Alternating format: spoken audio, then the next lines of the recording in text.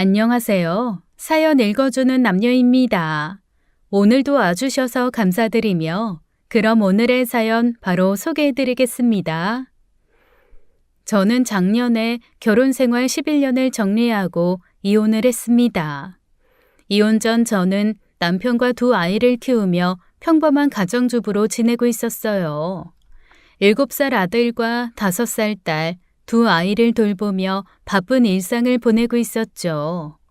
남편은 늘 성실했고 가정에도 충실한 사람이라고 믿어왔습니다. 그런데 재작년부터 남편의 행동에 이상함을 느끼기 시작했어요. 의심의 시작은 결혼 10주년 때였습니다.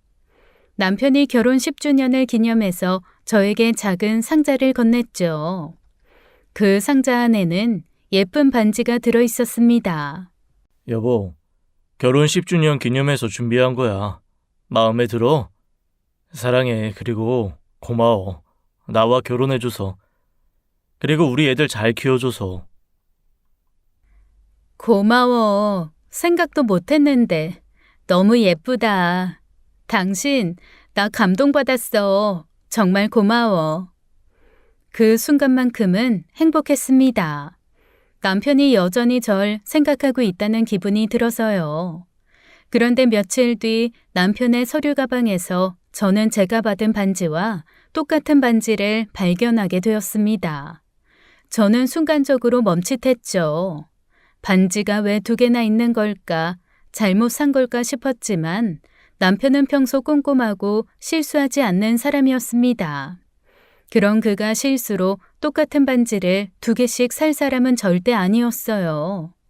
그때부터 제 머릿속에서 지워지지 않는 의심이 시작됐습니다. 혹시 남편이 다른 여자에게도 똑같은 반지를 선물한 게 아닐까 하고요. 일단 제가 그 반지를 발견한 것을 남편에게 따져 묻지 않았어요. 조용히 추가 증거를 확보하기 위해 남편을 살펴보았습니다. 하지만 남편은 워낙 철두철미한 사람이었죠. 외도를 저지른다고 해도 흔적을 쉽게 남기는 사람이 아니었어요. 남편의 휴대폰은 항상 잠겨 있었고 몰래 열어보아도 휴대폰 안에 의심이 될 만한 증거는 없었거든요. 결국 혼자 끙끙 앓던 저는 더 이상 참을 수 없어서 가장 가까운 친구에게 고민을 털어놓았습니다. 친구는 제 얘기를 듣고는 한숨을 쉬더니 자기 지인 이야기를 해주더군요. 믿을 사람 없다더니 네 남편이 그럴 줄 정말 몰랐다. 회사 직분이 모르는 줄 알았는데 얼마 전에 내 친구 남편도 바람났었어. 그래서 사내만에 맨날 싸우다가 결국 이혼했거든.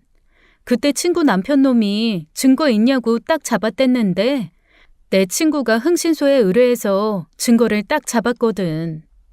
흥신소? 그거 막 무서운 사람들 아니야? 문신 있고 사람 협박하고 때리는. 지금이 쌍팔년도니? 그 사람들도 다 비즈니스 하는 사람들이야. 그냥 멀쩡한 일반인들이야. 내 친구도 남편이 증거를 안 남겨서 이혼하는데 엄청 고생했거든. 근데 흥신소에 의뢰하니 그 증거 딱 1달 걸리더라. 그래? 저는 친구의 말을 듣고 고민에 빠졌습니다. 그동안 남편은 제 의심을 비웃듯 교묘하게 빠져나가고 있긴 했어요. 외도의 명백한 증거를 찾을 수 없었죠. 흥신소라는 곳이 정말 일 처리를 잘해줄까 의심도 들었지만 친구가 적극 추천하기에 한번 믿어보기로 했습니다. 사실 그게 아니면 다른 방법도 없었거든요. 흥신소에 의뢰하기로 마음먹은 저는 본격적으로 움직이기 시작했어요. 인터넷으로 뒤지고 뒤져 믿을 만한 곳을 알아냈죠. 그리고 적지 않은 돈을 주고는 남편의 감시와 외도 증거를 찾아달라고 했습니다. 그런데 역시나 예상만큼 쉽게 풀리지는 않더군요. 남편 놈이 워낙 꼼꼼한 인간이기에 증거 따위가 없었거든요. 남편 가방에서 우연히 반지를 발견한 게 정말 천운일 정도였어요. 그렇게 몇 달이 지나도 확실한 증거는 나오지 않았습니다. 남편은 그저 회사 집을 오가기만 하고 있었고요. 초조해지더라고요. 내가 잘못 짚었나 싶기도 하고요. 매번 흥신소에서 오는 보고서에는 별 내용이 없었어요. 괜히 돈만 날리는 거 아닌가 싶었습니다. 무엇보다 남편 뒷조사를 하는 저를 볼 때마다 이거 내가 혹시 의부증인가 싶은 마음도 들더라고요. 그렇잖아요. 생각해보니 반지 사건도 그래요. 제게 줄 반지에 이상이 있어 하나 더 주문하고 가방에 있던 반지는 반품을 하려고 가지고 있던 것일 수도 있잖아요. 그러니 제가 오해를 하고 실수를 했다는 생각이 들더군요. 그래서 흥신소에 연락해서 이쯤에서 남편 미행을 그만하라고 말하려던 그날 흥신소에서 먼저 연락이 온 겁니다. 사모님, 찾았어요. 이 증거 잡았습니다. 와, 그 순간 정말 오묘한 기분이 들더라고요. 내가 의부증으로 미친 게 아니었구나 싶은 안도감과 함께 남편의 외도가 현실로 다가왔다는 충격이 한꺼번에 몰려왔어요. 그동안 제 상상 속에서만 머물던 일이 실제로 드러났을 때의 그 충격은 생각보다 훨씬 컸습니다. 흥신소에서 보내온 증거는 남편이 내연녀와 함께 호텔에서 만나는 사진이었어요. 문제는 사진을 너무 멀리서 찍어서 명확하지가 않다는 것이었죠. 사진 속에서 남편은 다른 여자를 껴안고 있었는데요. 남편의 상간녀로 의심되는 그 여자는 제가 알지 못하는 사람이었죠. 일단은 이 상황을 받아들여야 했습니다. 이 사진 한 장이 너무나도 확실한 증거였지만 그 한 장만으로는 이혼 소송에서 충분하지 않을 거라는 생각이 들었어요. 남편에게 이 사진을 보여주며 외도를 따져봤자 말이야 어떻게든 만들어 빠져나갈 방법은 충분해 보였죠. 저는 보다 확실한 추가 증거를 흥신소에 요구했습니다. 이에 흥신소는 이번에 새로운 제안을 해왔어요. 남편의 핸드폰을 복제해 실시간으로 그의 메시지와 통화를 모니터링할 수 있는 복제폰을 만들어 보자고요. 그리고 그 정보를 토대로 현장을 덮쳐보자는 말이었죠. 처음에는 그 제안이 내키지가 않았습니다. 그런 방법까지 쓰기는 좀 그러네요. 그냥 계속 미행하셔서 증거 잡아오시면 안 될까요? 사실 남편분이 꽤나 조심성이 많으신 분이에요. 처음 드린 사진도 남편분이 계속 장소를 옮기셔서 간신히 얻어 걸린 사진이고요. 저희도 이런 제안 잘 안 드리는데 그만큼 상황이 어려운 상황이어서요. 문제가 생기진 않겠죠? 네, 걱정하지 마세요. 저희가 완벽하게 진행할 수 있어요. 저희 한번 믿어보시고요. 다만 남편 핸드폰을 저희가 잠깐이라도 손에 넣어야 해요. 그래야만 만들 수 있거든요. 고민해보고 연락드릴게요. 며칠 고민을 했어요. 그리고 결심을 했습니다. 똥을 치워야 하는데 제 손에 똥 묻는 걸 두려워하면 안 되잖아요. 제 이야기 듣는 분들 중 그렇게까지 해야 하냐고 묻는 분들도 분명 있겠지만요. 그때의 저는 정말 그만큼 절박했어요. 그래서 그렇게 하자고 흥신소에 연락을 했습니다. 복제폰을 만들기 위해서는 남편의 핸드폰을 손에 넣어야 했어요. 남편이 잠을 잘 때를 노려서 몰래 손을 대야 하는 상황이었죠. 저는 그때부터 남편을 주의 깊게 살피기 시작했어요. 틈만 나면 기회를 엿보았죠. 하지만 남편 놈은 징하게 조심스럽더군요. 잠을 잘 때도 핸드폰 줄을 팔목에 감고 잠이 들어서 도저히 폰을 뺏을 수가 없었어요. 그래서 기회가 좀처럼 생기지 않았죠. 전전긍긍하던 어느 날 밤 마침내 기회가 찾아왔습니다. 남편이 술에 잔뜩 취한 채 집에 들어온 날이었어요. 남편에게서 술 냄새가 진동했고 회사 직원 등에 엎여서 집에 오더군요. 결혼 생활 중 이런 날은 정말 처음이었어요. 정말 하늘이 도왔다 싶었습니다. 남편이 술에 취해 완전히 잠들었다는 걸 확인하고 바로 흥신소에 연락을 했어요. 제 연락을 기다리던 흥신소 담당자가 20분 안에 도착할 수 있다고 하더군요. 그때 제 심장은 긴장감에 쿵쾅거리기 시작했습니다. 제발 아침까지 남편이 죽은 듯 자길 바라며 흥신소 직원이 오기를 기다렸죠. 얼마 후 흥신소 직원이 집 앞에 도착했습니다. 저는 손에 넣은 남편 핸드폰을 흥신소 직원에게 넘겼어요. 근데 남편 폰에 비번이 걸려 있어요. 당연하죠. 그 정도는 걱정하지 마세요. 저희 프로입니다. 차 안에서 복제 작업 진행할 거예요. 오래 걸리지 않을 거고요. 직원은 남편의 핸드폰을 받아들고 자신의 차로 돌아갔습니다. 그 짧은 시간 동안 저는 조마조마한 마음으로 기다리고 있었고요. 다행히 남편은 만취해서 깨어나지 못하더군요. 나중에는 저도 살짝 여유가 생겨 남편이 말을 찰싹 때리기까지 했습니다. 이 인간아, 무단 횡단도 안 하는 내가 너 때문에 별걸 다 한다. 얼마 지나지 않아 흥신소 직원은 남편 핸드폰을 다시 가져왔어요. 복제 작업 끝났고요. 이제 이 핸드폰으로 남편의 통화 기록과 메시지는 실시간으로 확인하실 수 있어요. 사모님께서 보시다가 특이사항 있으면 저희한테 꼭 알려주시고요. 아시겠지만 이 핸드폰으로 확인한 문자 등은 증거로는 사용 못하세요. 네, 알겠어요. 연락드릴게요. 그렇게 저는 다음 날부터 남편 외도의 민낯을 실시간으로 확인할 수 있었어요. 그리고 저는 충격과 분노로 이성을 잃을 뻔했습니다. 정말 제 상상을 아득히 초월하더군요. 남편의 핸드폰 안에는 내연녀와의 주고받은 메시지가 매일매일 차곡차곡 쌓였습니다. 그리고 퇴근 시간에 맞춰 모든 메시지를 싹 지우더군요. 그러니 제가 남편 핸드폰에서 증거를 찾을 수 없었던 겁니다. 이혼 안 해? 이제 그 여자 지겹지 않아? 왜 안 지겹겠어?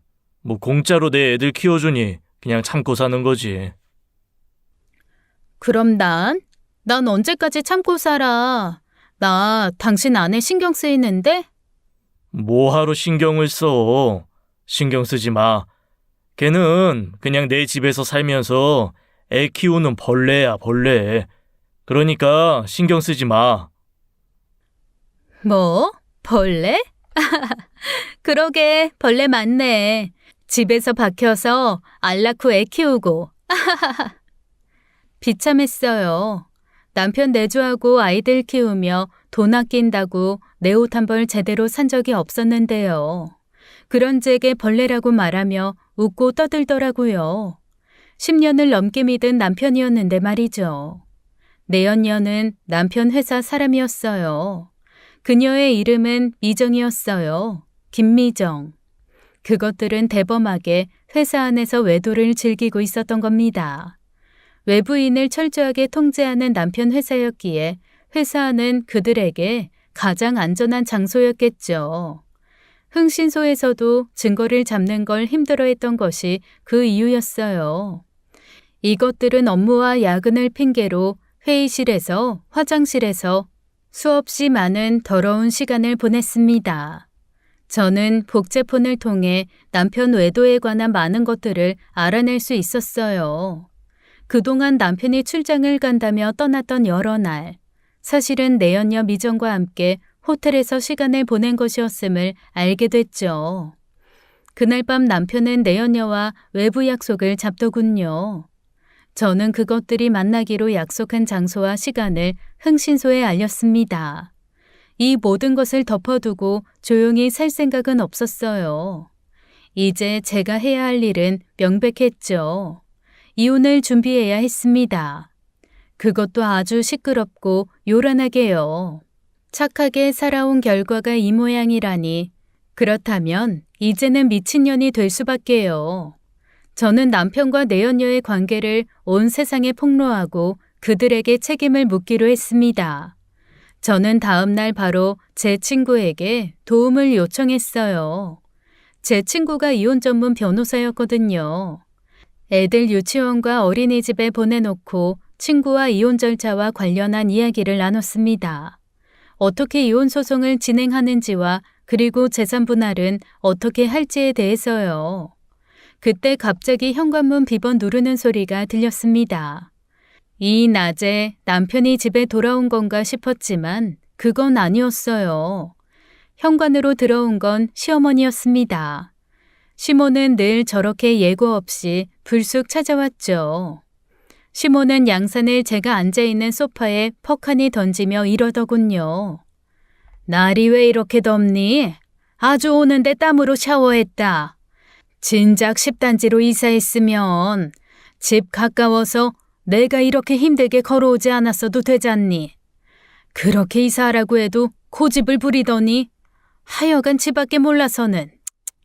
그리고 남편은 한 푼이라도 더 벌어보겠다고 힘들게 일하는데 너는 집에서 퍼질러 앉아서는 에어컨에 친구랑 전화로 수다나 떠냐? 하리나, 미안해. 내가 나중에 다시 전화할게. 넌 어서 콩국수나 삶아라. 아이고 더워. 에어컨 좀 더 세게 틀어봐. 결혼 생활 내내 시어머니는 아무 예고도 없이 저희 집에 찾아와 저를 갈구곤 했어요.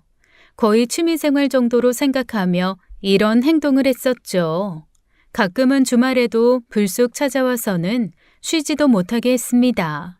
저는 그 모든 걸 다 견뎌왔어요. 어쨌거나 사랑하는 남편의 어머니셨으니까요. 하지만 이젠 아니었죠. 제가 남편의 외도를 알아버렸잖아요. 남편하고 남이 될 상황에 제가 뭐하러 이 막대먹은 여자의 행동을 참겠습니까? 이혼을 결심한 상태에서 시어머니의 이 막대먹은 행동을 참을 이유가 없었죠. 직접 만들어 드세요. 뭐라고? 이게 더위를 먹었나? 너 다시 말해봐. 직접 만들어 드시라고요. 그리고 저 이혼 준비해야 돼서 바쁘니까 그냥 가세요. 저 남편이랑 이혼할 거예요. 순간 시어머니의 얼굴이 일그러졌어요. 시어머니 말을 빌려 비빌 언덕도 볼품도 없는 제가 그 잘나신 댁의 아들과 이혼을 한다고 하니 황당했겠죠. 시어머니는 곧바로 눈을 부릅뜨고 저를 노려보며 화를 내더라고요. 너 지금 이혼이라고 했냐? 요즘 젊은 것들이 미쳤다 하더만 이제 네가 미쳤나 보다. 어디 옆편 내가 이혼을 입에 담어? 집에서 쳐놀고 먹으니 대가리에 아주 헛생각만 한가득하지? 늘 이렇게 저를 깔보고 무시하고 모든 잘못을 저에게 떠넘기던 시어머니의 태도가 이제는 견딜 수 없게 느껴졌어요. 저는 그동안 꾹꾹 참아왔던 말들을 쏟아내기 시작했습니다. 미치죠. 제가 안 미치겠어요? 남편이란 작자가 밖에서 딴 년이랑 놀아나고 있는데요? 그리고 제가 뭘 놀고 먹어요. 그동안 남편 뒷바라지하면서 애들 키우고 집안일 다 하고 지랄 맞은 성격 때문에 친구도 없이 매일 집에 드나드는 시어머니한테 말 한마디 대꾸 안 하고 다 봉양해드렸는데요. 이쯤 되면 미쳐도 서너 번은 미쳐라 정상이죠. 안 그래요? 자기 아들의 외도 소식에 시어머니는 순간 당황하더군요. 마치 제가 무슨 헛소리를 하는 것처럼 바라봤어요. 얘가 지금 무슨 소리 씨부리는 거야? 딴 년이랑 놀아나다니. 지금 민호가 바람났다고 말하는 거냐? 바람뿐이게요? 당신 아들이 저보고 벌레래요. 집에서 알이 낚아면서 밥이나 축내는. 이게 아줌마 아들이 집 본처를 생각하는 진심이라고요. 그러니 어떡하실래요? 계속 콩국수 타령하시다가 쫓겨나실래요? 아니면 지금 몸성할 때 제발로 제 집에서 나가실래요? 이것이 지금 무슨 말을 하는 것이요? 아무리 네 서방이 잠시 한눈을 팔았어도 네가 어디 감히 시어미한테 그딴 막말을 내뱉어야. 네 눈엔 우리 집안이 그렇게 쉽게 보이는 거요? 서방이 바람났으면 내가 잘못한 건 뭔가 반성할 줄 알아야지. 조용히 안 나가겠다는 뜻이시죠? 그래, 좋아요. 어디 사람이 미치면 얼마나 돌아버리는지 한번 보세요. 남편 하나 바라보고 지금껏 참아왔던 시간들이 너무나도 아깝게 느껴지더군요. 이제는 더 이상 같은 실수를 할 순 없었어요. 저는 시어머니 팔을 잡아서는 집에서 쫓아냈습니다. 거의 던지다시피 쫓아냈죠. 그 와중에도 시모는 제게 소리를 지르더군요. 이거 못 놓냐? 네가 이따위로 내조를 하니 내 아들이 다른 여자한테 가는 거 아니냐? 남자가 왜 바람을 피겠어?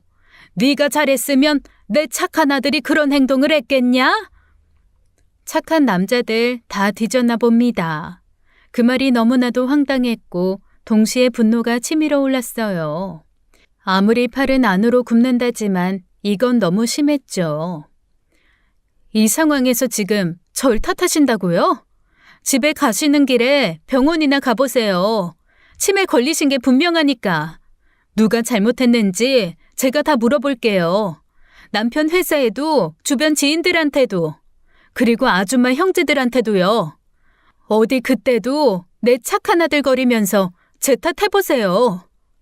그리고는 집에서 나가지 않으려고 발버둥 치는 시모를 현관 밖으로 내보냈습니다. 화가 나 부들부들 떠는 시어머니를 뒤로하고 문을 쾅 닫아버렸죠. 그날 밤늦게 남편이 집으로 들어왔어요. 남편은 저를 보고 무심한 얼굴로 말하더군요. 엄마 쫓아냈다며? 오늘 전화 와서는 한참 한탄하시더라. 시모가 집에서 쫓겨나고는 당연히 남편에게 다 말했겠죠. 그래도 저를 보며 미안하다로 이야기를 시작할 줄 알았어요. 하지만 남편에게는 그 정도의 양심도 없더군요. 그 말만 하시디? 다른 말도 하긴 했지. 네가 미쳐서 헛소리 한다고. 나 다른 여자 만나는 거 어떻게 알았냐? 설마 사람 붙였어? 나 미행하냐? 지금 그게 중요해? 적어도 바람피다가 걸리면 미안하다, 잘못했다. 그것도 아니면 오해다. 이런 말이 우선 아니야? 그게 10년 넘게 살아준 아내한테 최소한의 도리 아니냐고. 이 와중에 무슨 도리를 찾아. 그리고 너도 참 매정하다.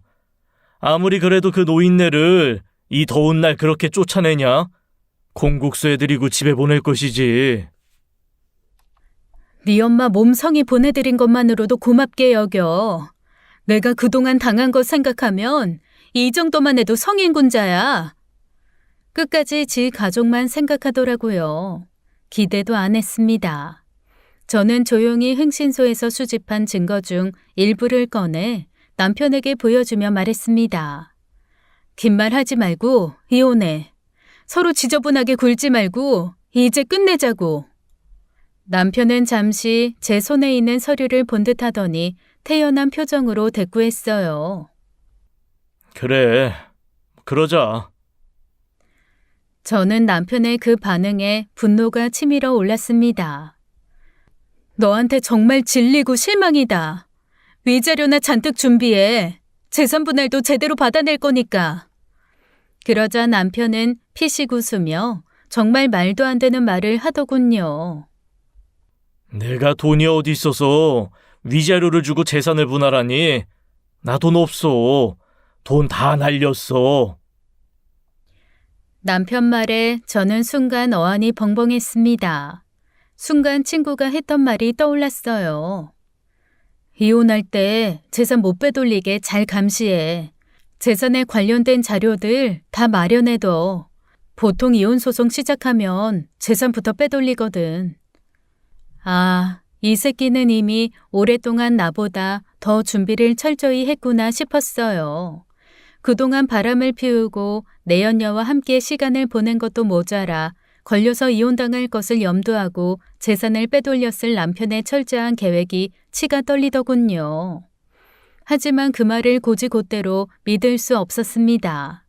거짓말이 분명했죠. 일단 저는 곧바로 이혼 소송을 준비했습니다. 법이라는 게 괜히 있나요? 아무리 재산을 빼돌리고 숨겼어도 법적으로 찾아내면 다 찾아낼 수 있을 거라 생각했어요. 그래서 변호사 친구에게 말해 함께 이혼 소송을 했습니다. 하지만 남편은 정말 오랜 시간 동안 철두철미하게 이혼 대비 준비를 했더군요. 남편은 사업을 준비하다가 사기를 당했고 그 때문에 모든 재산을 날렸다고 법원에 주장을 했습니다. 참 어처구니가 없었어요.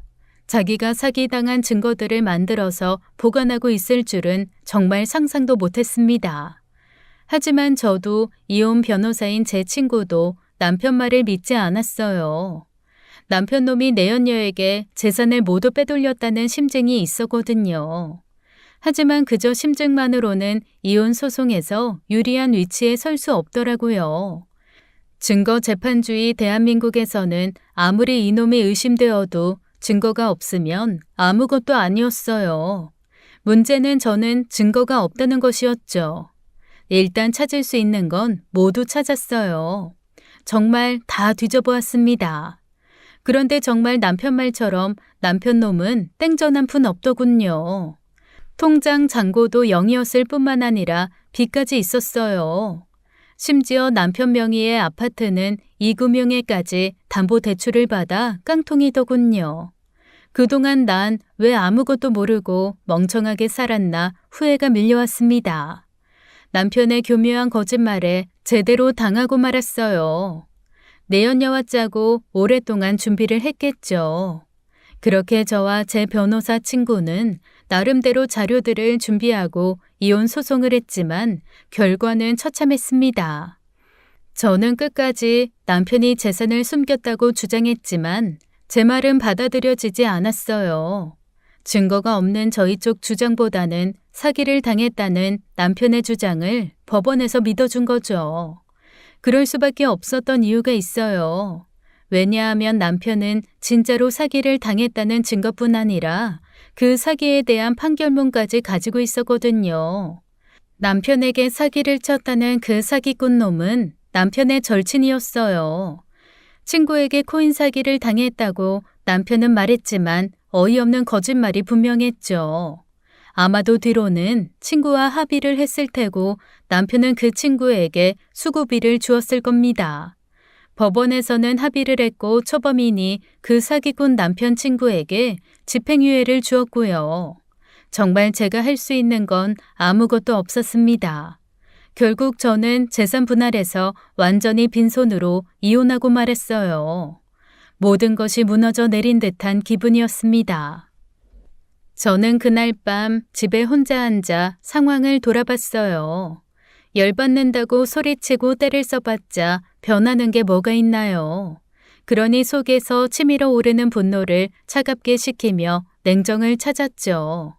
제가 이 상황을 뒤집을 방법을 궁리하며 저는 복수를 결심했습니다.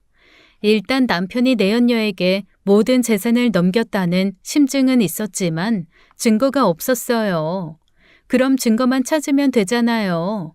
그래서 흥신소에 다시 의뢰하기 시작했어요.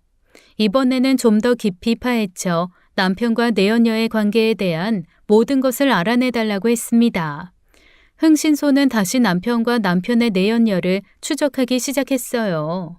그리고 몇 달이 지나 저는 생각지도 못한 소식을 듣게 되었습니다. 이혼한 이후 남편과 내연녀가 헤어졌다고 하더라고요. 단순히 헤어진 게 아니라 남편이 내연녀에게 버림받았다고 하더군요. 순간 당혹스러웠어요.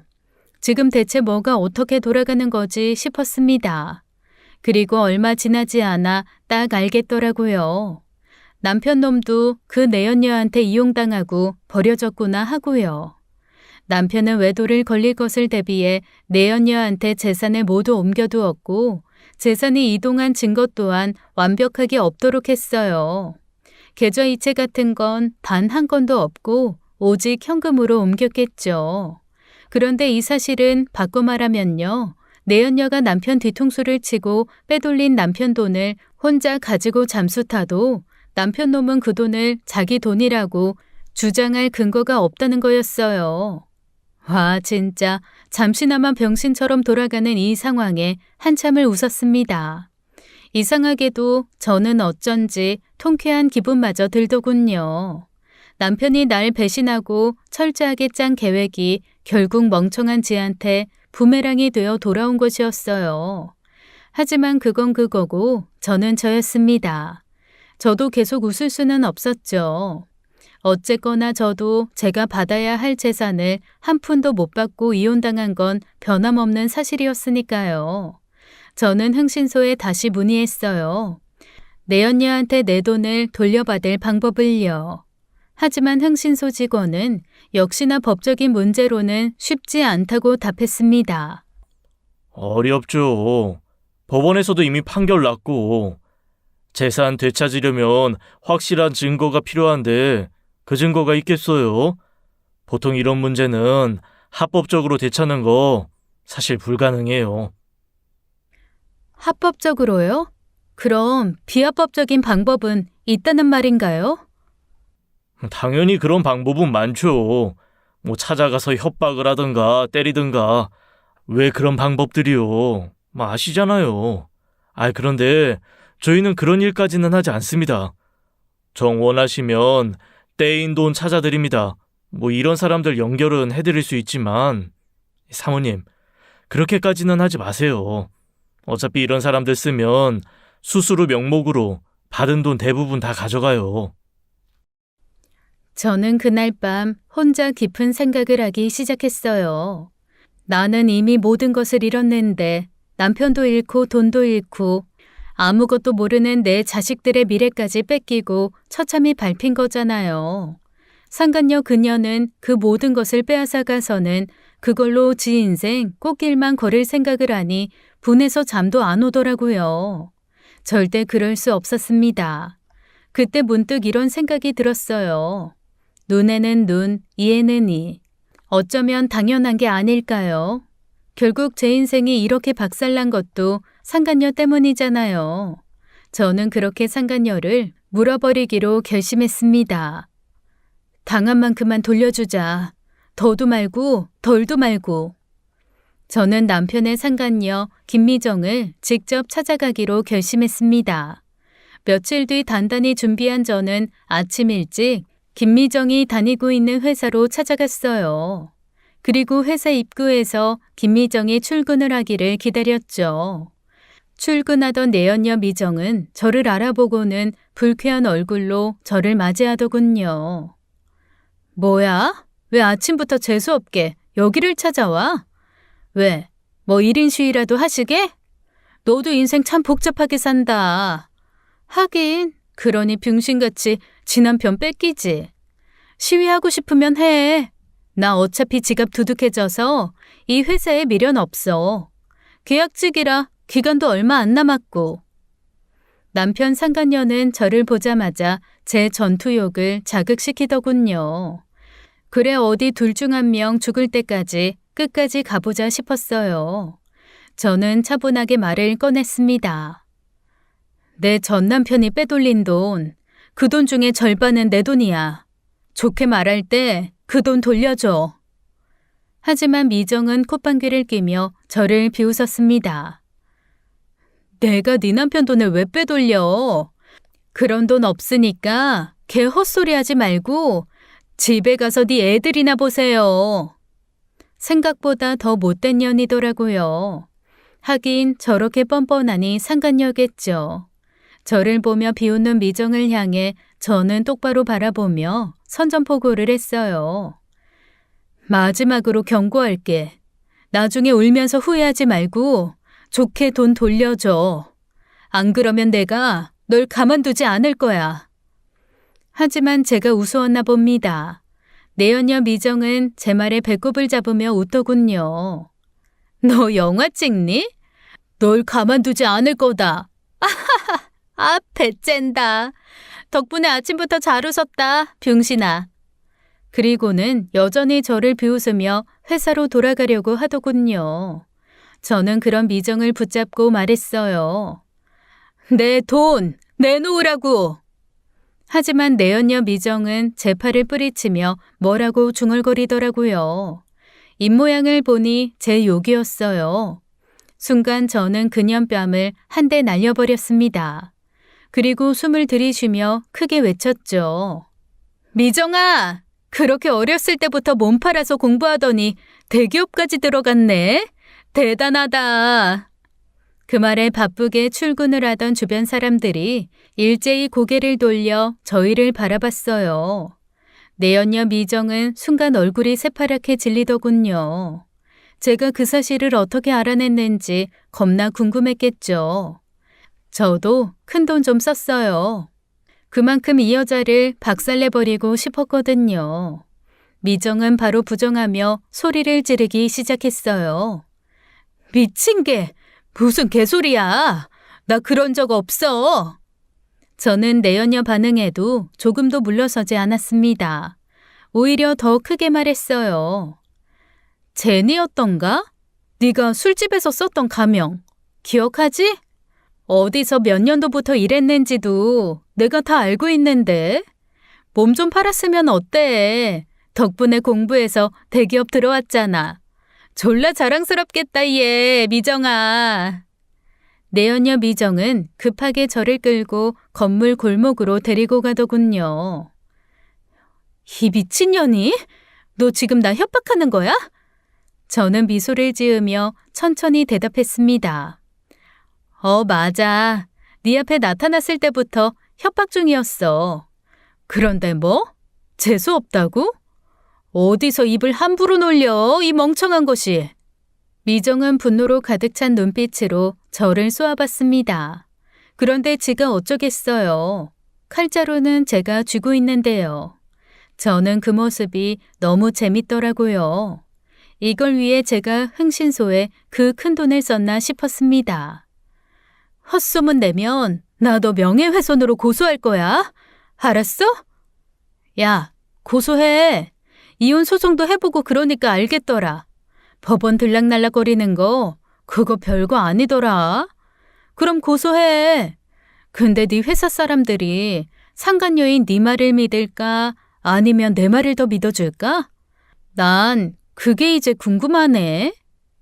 그러면서 흥신소에서 얻은 내연녀 미정이 술집에서 일했을 때 기록 일부를 꺼내 보여줬습니다. 그 서류에는 내연녀가 어떤 업소에서 어떤 가명을 쓰며 일했는지 명확하게 적혀 있었죠. 미정은 그걸 보자마자 얼굴이 새하얗게 질리더군요. 순간 당황한 그녀는 저를 향해 손을 들어 올렸습니다. 그리고는 제 뺨을 세게 때리더군요. 그래서 저도 곧바로 똑같이 그녀의 뺨을 후려쳤어요. 그리고 말했어요. 미정아, 정신 차려. 이제부터 시작인데 벌써 정신 나가면 안 된다. 정신줄 잘 동여매고 기다려. 더 재밌게 해줄게. 주변 사람들은 그 장면을 지켜보며 수군거리기 시작했어요. 미정은 그들의 시선을 느꼈는지 당황한 얼굴로 회사 건물 안으로 황급히 도망쳤죠. 저는 그 모습을 보고 속으로 웃음이 나왔어요. 그리고 구경하는 사람들을 향해 저는 더 큰 목소리로 외쳤습니다. 워낙 부끄러움이 많아 목소리도 작았던 제가 이제는 거침이 없더군요. 저 여자는 상간녀예요. 제 남편이랑 바람났는데요. 지금 제가 저 여자 인생 박살내는 중이에요. 다들 응원 좀 해주세요. 제 말을 들은 몇몇 사람들이 제게 박수를 쳐주며 엄지척을 해주더군요. 다음 날 저녁 저는 어떤 식당을 찾아갔어요. 미정의 어머니가 운영하는 작은 식당이었죠. 꼴의 미정이는 자기 엄마에게는 효녀라고 소문이 났더라고요. 내연녀 김미정이 가장 아끼는 사람이 바로 그녀의 어머니였습니다. 식당은 작은 규모였지만 손님들이 꾸준히 드나드는 가정식 백반집이었어요. 저는 자연스럽게 식당 안으로 들어가 자리에 앉았습니다. 미정의 어머니는 저를 전혀 알아보지 못한 채 친절하게 주문을 받았죠. 뭘 드릴까요? 백반 하나 주세요. 그런데요, 혹시 미정이 아시죠? 저 미정이 친구예요, 어머니. 미정 어머니는 제 말을 듣자마자 밝게 웃더라고요. 어머나, 미정이 친구라고요? 세상에, 우리 미정이가 친구는 잘 안 보여줬는데 반가워요. 어디 친구예요? 학교? 회사? 미정이 친구라니 제가 더 챙겨줄게요. 내연녀 미정의 어머니는 아무것도 모른 채 저를 반갑게 맞이해 주셨어요. 그 순간만큼은 그분에게 미안한 마음이 들더라고요. 괜한 죄책감이 들었지만 곧이어 복수의 목표를 떠올리며 마음을 다잡았습니다. 식당 안에서 밥을 먹으며 미정이 어머니를 유심히 살펴봤어요. 그녀는 손님들에게 친절하고 성실하게 일하는 모습이더군요. 저런 분에게서 어떻게 그딴 년이 태어났는지 의아했습니다. 잠시 후 밥이 나오고 저는 느긋하게 식사를 하기 시작했어요. 미정 어머니는 제게 맛 좀 보라며 음식도 푸짐하게 챙겨주셨죠. 저는 바로 식당 사진 한 장을 찍어서는 미정에게 보냈어요. 어머니 손맛 좋네. 맛있다. 1분도 안 돼서 제 휴대폰이 울렸어요. 확인해보니 미정이더군요. 내연녀 미정이는 제가 자기 엄마 식당에 있다는 사실을 알고는 기겁해서 전화를 한 거였어요. 하지만 저는 전화를 받지 않고 무시한 채 계속 밥을 먹었습니다. 미정이 얼마나 당황할지 상상만 해도 속이 시원해졌거든요. 잠시 후 갑자기 식당 문이 열리며 미정이 급하게 들어왔어요. 땀을 뻘뻘 흘리는 게 죽어라 달려왔나 보더라고요. 미정은 저를 발견하고는 얼굴이 새하얗게 질리더군요. 미쳤어? 여기서 뭐 하는 거야? 저는 천천히 밥을 먹으며 태연하게 대답했습니다. 보면 몰라? 밥 먹잖아. 그냥 밥 먹으러 왔어. 내 인생 박살내준 상간녀 엄마가 여기서 일한다고 하길래 어떤 분인가 인사나 드리려고. 그 말을 들은 미정은 초조해하는 기색을 보였습니다. 그녀는 자기 엄마를 의식하며 말을 낮추었지만 분명히 겁에 질린 모습이었어요. 미정이 불안해하는 게 느껴지자 저는 천천히 말을 이어갔습니다. 근데 말이야, 네가 그동안 몸 팔아서 돈 벌었던 일을 네 엄마는 알아? 아, 모르시겠다. 그치? 그럼 그 사실을 네 엄마한테 말하면 어떻게 될까? 갑자기 궁금하네. 미친년 같은 이라고. 협박하지 마. 우리 일은 우리끼리 해결해. 괜히 우리 엄마 끌어들이지 마. 미정은 이를 악물며 제게 욕을 했지만 그 말에도 겁에 질린 기색은 감출 수 없었어요. 저는 천천히 그녀를 보며 대답했어요.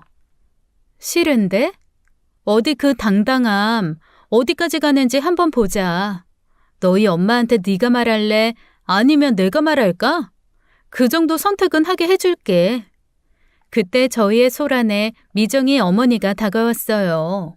아마도 미정 어머니는 우리가 단순 친구끼리 말다툼을 하는 줄 알았나 봅니다. 왜 이러니? 친구끼리 싸운 거야? 싸우지 마. 저기 아가씨, 미정이가 철이 없어서 그래요. 무슨 잘못인지 모르지만 친구끼리 너그럽게 봐줘요. 미정아, 어서 미안하다고 해. 친구끼리 그러면 안 되잖아. 그 말의 순간 제 마음이 약해졌어요. 이 나이든 어머니가 무슨 잘못이 있을까요? 모든 문제는 딸인 미정이 저지른 일인데요. 그 순간 저는 미정을 바라보며 말했습니다. 들었지? 어머님이 사과하라잖아. 네가 저지른 일에 대해 인정하고 제대로 사과하라고. 하지만 내연녀 미정은 이 순간에도 자존심을 세우더군요. 그저 저를 노려보며 입을 열었어요. 미친년, 내가 너한테 뭘 잘못했는데? 제 마지막 인내심이 사라지는 순간이었죠. 저는 충분히 기회를 주었어요. 결국 저는 미정의 노모를 바라보며 말했습니다. 어머님, 제가 드릴 말씀이 있어요. 미정이 제 남편과 바람을 피웠어요. 그래서 전 남편과 이혼했고 제 가정은 산산조각 났습니다. 제 두 아이는 이제 아빠 없는 아이들이 됐고요. 그런데 이렇게 뻔뻔하게 구네요. 그 말을 듣는 순간 미정의 어머니는 한동안 말을 잇지 못하고 그 자리에 멍하니 서 있었습니다. 그리고 곧 얼굴이 하얗게 질리더니 그대로 쓰러졌어요.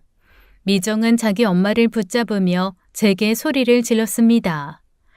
악마 같은 년, 독사 같은 년, 너 미쳤어? 우리끼리 일인데 어떻게 가족한테 이럴 수 있어? 우리 엄마 잘못되면 나 가만히 안 있어? 이 모든 일이 왜 벌어졌는지 잘 생각해봐. 네가 저지른 일들이 낳은 결과야. 그리고 미정아, 아직 안 끝났어. 네 인생 박살나는 거 이제 시작일 뿐이라고. 그 말을 남기고 저는 뒤도 돌아보지 않고 식당을 나왔습니다. 식당을 떠나는 제 뒤에서 미정은 계속 욕을 퍼부으며 울부짖더군요.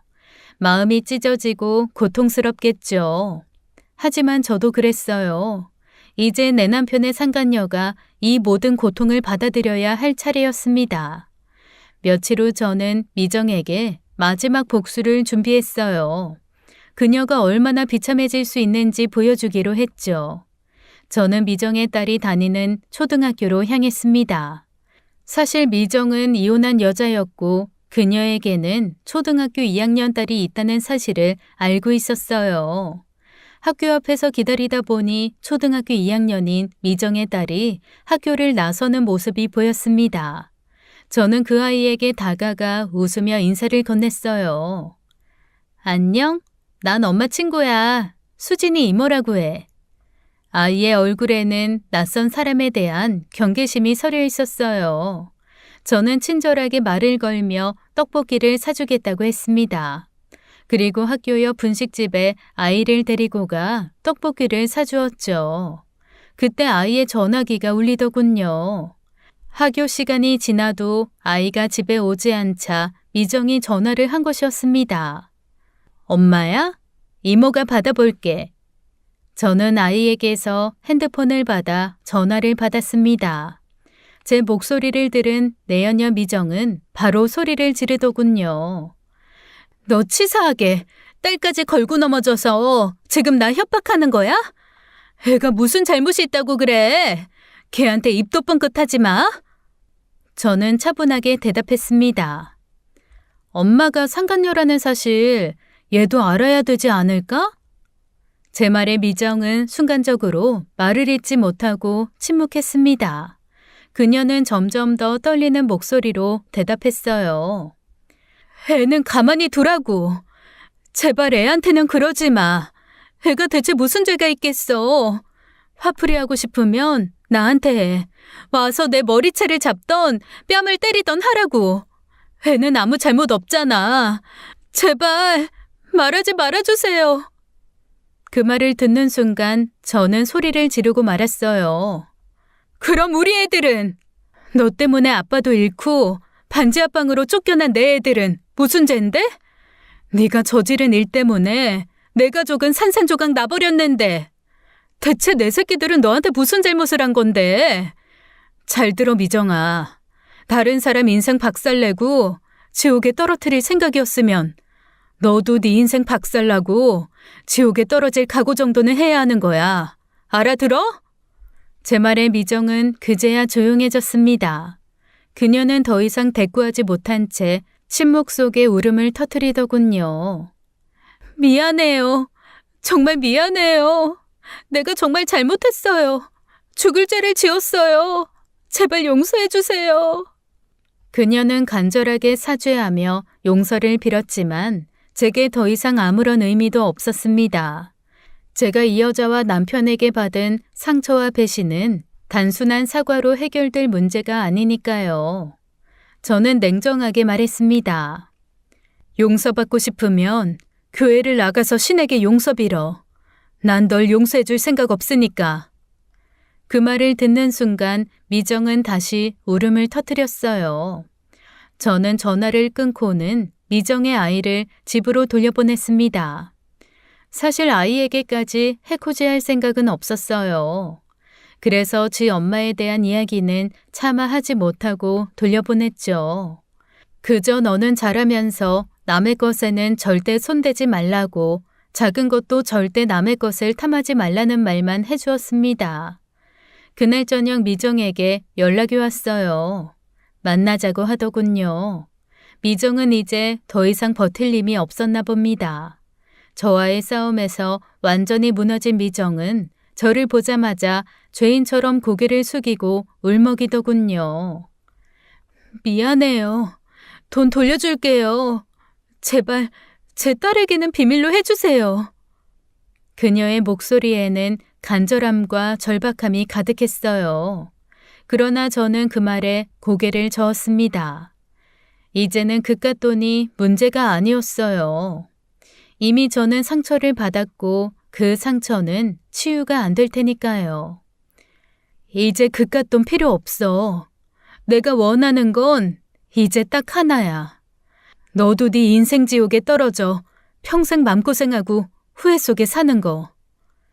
그 말에 미정은 완전히 주저앉더니 저를 향해 무릎을 꿇고 빌기 시작했어요. 그녀의 얼굴은 눈물로 범벅이 되었고 숨을 쉴 수 없을 정도로 흐느끼고 있었습니다. 제발 용서해 주세요. 제가 잘못했습니다. 다 내 잘못이야. 정말 죽을 만큼 후회하고 있다고요.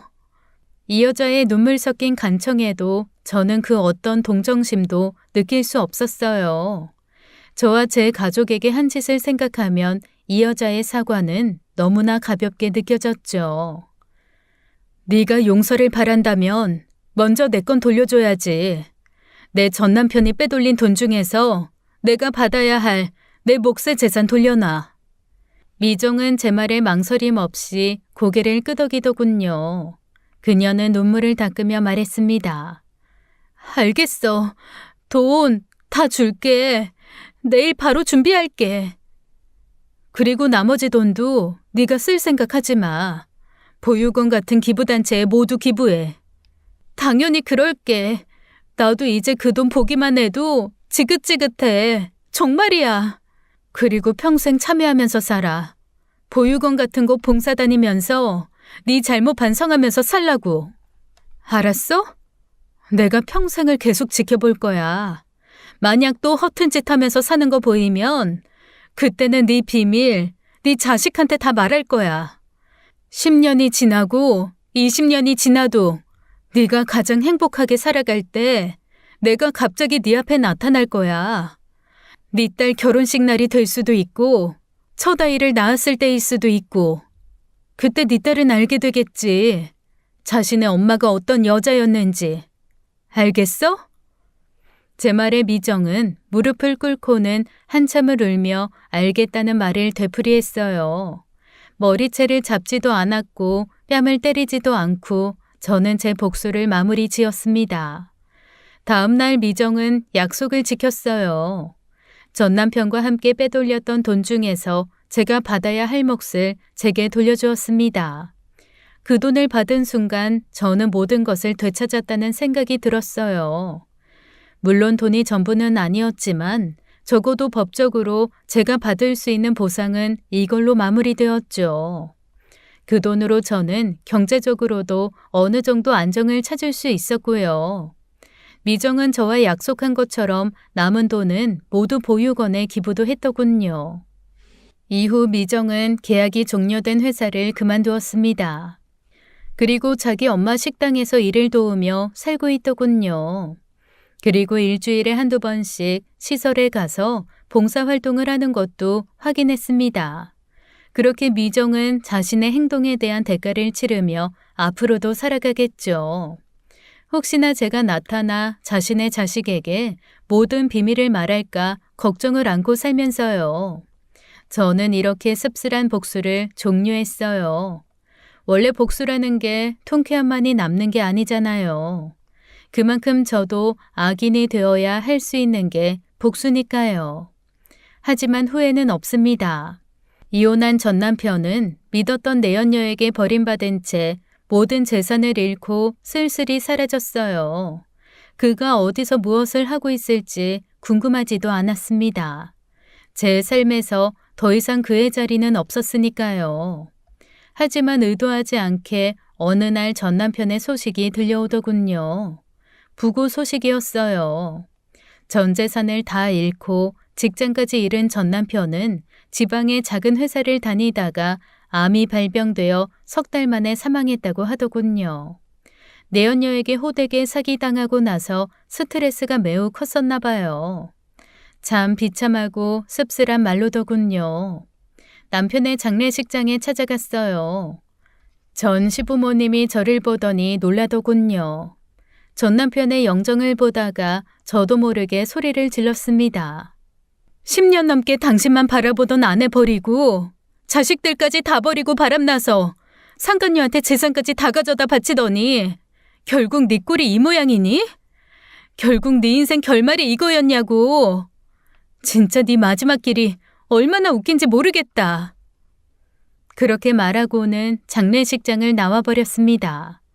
이제 남은 건 저와 제 아이들 뿐이었어요. 저는 그동안 저를 짓눌렀던 배신감에서 벗어나기 시작했습니다. 더 이상 과거의 상처에 얽매이지 않고 오로지 저 자신과 아이들의 행복을 위해 살아가기로 결심했어요. 그동안의 고통스러운 삶을 뒤로하고 저는 새로운 인생을 향해 나아가 보려고요. 복수가 제 삶의 전부였던 시간들을 마무리하며 이제는 제 자신을 위한 삶을 살기로 다짐했습니다. 지금까지 사연 읽어주는 남녀였습니다. 끝까지 시청해주신 여러분 감사드리며 저희는 다음 사연으로 돌아올게요. 감사합니다.